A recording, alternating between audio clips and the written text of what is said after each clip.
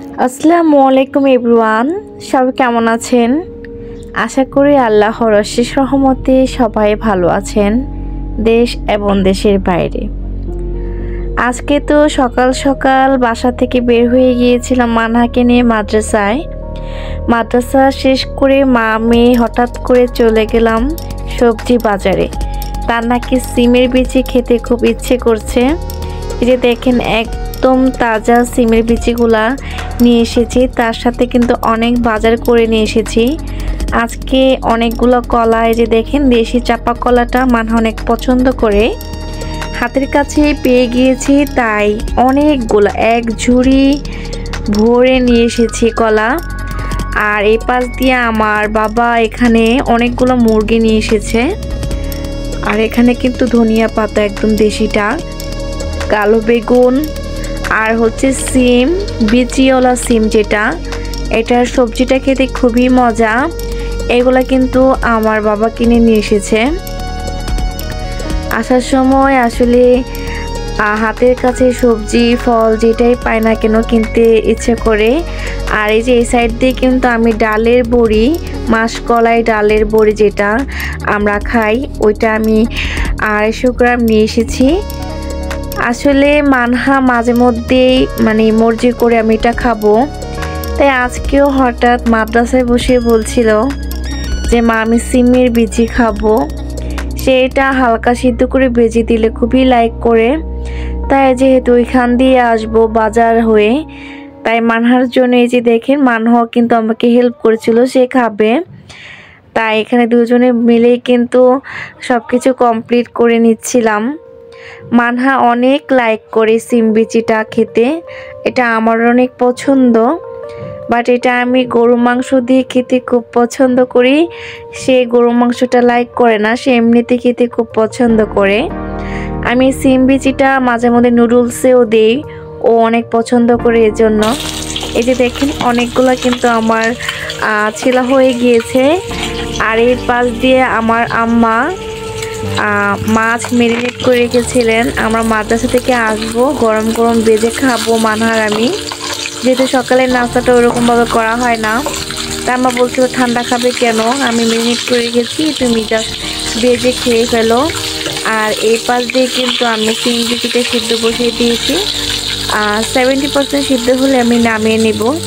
আর এই সাইড দিয়ে আমি আস্তে আস্তে করে সবগুলো মাছ আমি ভেজে নিয়েছি।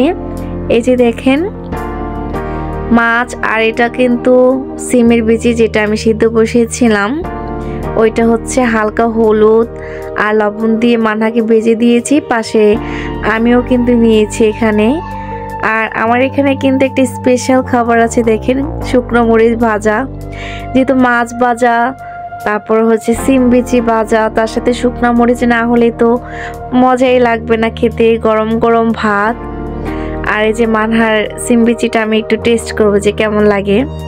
ভালোই লাগে খেতে, খারাপ লাগে না, তার সাথে একটু শুকনো মরিচ। আসলে আমি ওরকম ঝাল খাই না, বাট মাঝে মধ্যে খেতে ইচ্ছে করে যখন, তখন ভালো ঝালই খাই। এই যে খেয়ে নিচ্ছি। এটা কিন্তু আমার সকালের নাস্তা, আজকে ওইরকমভাবে আমার নাস্তা করা হয়নি। এই যে পুরো মরিচটা আমি একবারে ভেঙে নিয়েছি একদম একটু করে, এখন একটু মজা করে খাই। আপনারা সবাই আমার সাথেই থাকেন। মানহামনি কিন্তু পাশেই বসা, ডাকছিলাম, তার খাবারটা কিন্তু আমি বেরিয়ে রেখেছি, বাট সে আসতেছিল না, এই চান্সে আমি আমার খাবারটা খেয়ে নিচ্ছি আর কি।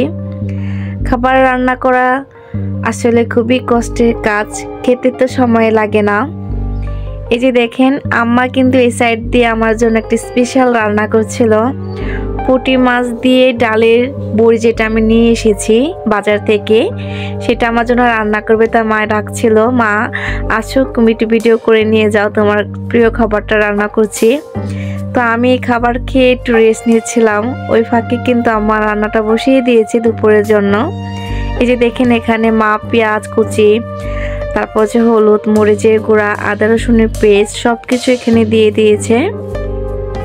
এখন হালকা একটু তেলটা উপরে আসলে এখানে ঝোলের জন্য পানিটা দেওয়া হবে, তারপর একটু হালকা করে কষিয়ে নিতে হবে।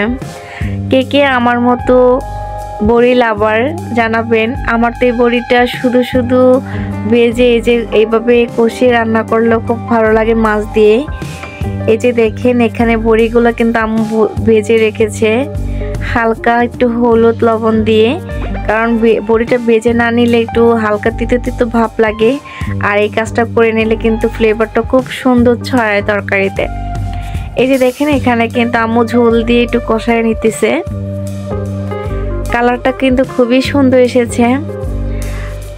এই যে নিচে গ্যাসে বসিয়েছিল, বাট গ্যাস কিন্তু অলরেডি কমে গিয়েছে, এই জন্য আবার উপরে উঠে নিয়ে আসছে সিলিন্ডারে এখন, কারণ এই তরকারিটা ভালোভাবে কষানো না হলে ভালো লাগবে না। এই যে একটা কষানোর পরে এই যে দেখেন আম্মা কিন্তু আবার এখানে ঝোলের পানি দিয়ে দিচ্ছে। এই বড়ি তরকারিতে সব সময় আপনার ঝোলটা অনেক বেশি লাগে, কারণ হচ্ছে বড়িটা অনেক পানি শুষে নেয়, এই জন্য আম্মা বেশি করে একদম হাঁড়ি ভর্তি করে এখানে ঝোল দিয়ে দিয়েছে। আর এখন একটু ঢাকা দিব। এটা একটু উড়তানটা চলে আসলেই, মানে ভলকটা চলে আসলেই, যখন একটু মোটামুটি পানিটা কমে আসবে তখন মাছটা এখানে দিয়ে দিবে। কারণ আম্মা এখানে পুঁটি মাছটা ভেজে নিয়েছেন। এই যে দেখেন পুঁটি মাছ ভাজা গরম ভাত দিয়ে খেতে কিন্তু খুবই মজা। এই যে দেখেন আম্মা সবগুলো মাছ, অনেকগুলো মাছ দিয়েছেন এখানে রান্না করার জন্য। যেহেতু বড়ি দিবে, বড়ি দিলে কিন্তু তরকারির টেস্ট অন্যরকম লেভেলে চলে যায়।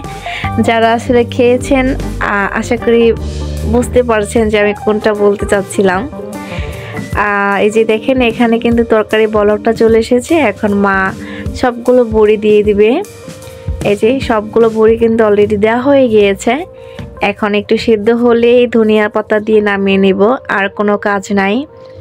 এখন এটা হতে থাকুক আর আমিও অপেক্ষা করতে থাকি, আর আপনারা আমার ভিডিওটা দেখতে থাকেন। আসলে আমার ভিডিওগুলো আপনাদের কেমন লাগে জানাবেন, কমেন্ট সেকশনে একটু বলে যাবেন। আর যদি ভালো লেগে থাকে অবশ্যই একটি লাইক কমেন্ট শেয়ার করে দিবেন, কারণ আপনাদের ভালোবাসায় আমাকে অনেক দূর পর্যন্ত নিয়ে যাবে। আশা করি আপনারাই আমাকে সাপোর্ট করবেন, আমার সুখে দুঃখে সব সময় আমার পাশে থাকবেন। এই যে দেখেন আমার বড়িটা কিন্তু অলরেডি হয়ে আসছে। আমি একটা চেক করেছিলাম আর একটু সেদ্ধ হবে।